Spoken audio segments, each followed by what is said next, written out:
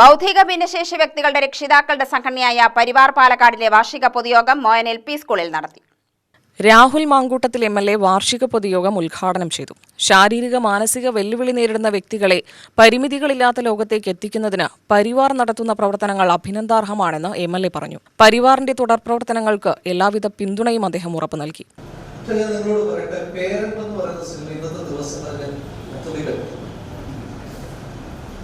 കാരണം അത് മൊത്തത്തിൽ കാണാനുള്ളൊരു മനക്കരുത്ത് എനിക്കില്ല എന്നുള്ളതാണ് അതിന്റെ യാഥാർത്ഥ്യം. ഒരുപാട് ശ്രമിച്ചിട്ടുണ്ട് ആ സിനിമയുടെ ബാക്കി കൂടി കാണാൻ.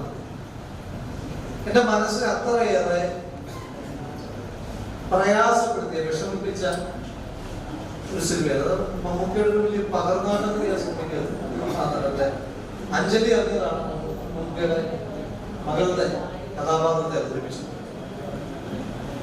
അപ്പൊ ഞാൻ പറഞ്ഞത്, ഒരു സിനിമയിൽ ഒരു 2-2.5 മണിക്കൂർ നേരം അത് കണ്ടിരിക്കുവാൻ എനിക്ക് മനകരുത്.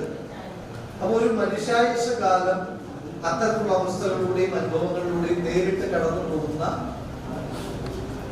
നിങ്ങൾ രക്ഷിതാക്കളെ എത്ര സ്നേഹത്തോടെ കെട്ടിപ്പിടിച്ചാലും മതിയാകില്ല എന്നാണ് എനിക്ക് ഈ അവസരത്തിൽ സൂചിപ്പിക്കാനായിട്ടുള്ളത്.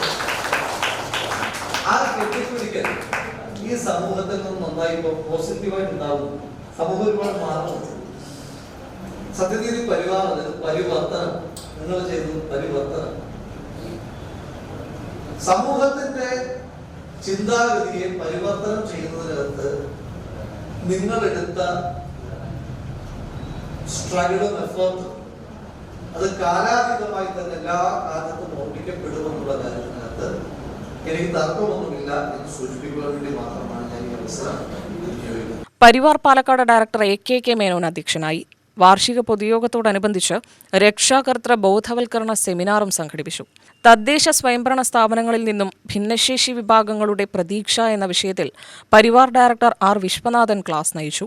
SSLC+2 പരീക്ഷകളിൽ വിജയം കൈവരിച്ച ഭിന്നശേഷി വിദ്യാർത്ഥികൾക്ക് ഉപഹാരവും ചടങ്ങിൽ നൽകി. ജില്ലാ പഞ്ചായത്ത് പ്രസിഡന്റ് K ബിനുമോൾ, നഗരസഭാ ചെയർപേഴ്സൺ പ്രമീള ശശിധരൻ എന്നിവർ ആശംസാ പ്രസംഗം നടത്തി. UTV news Palakkad.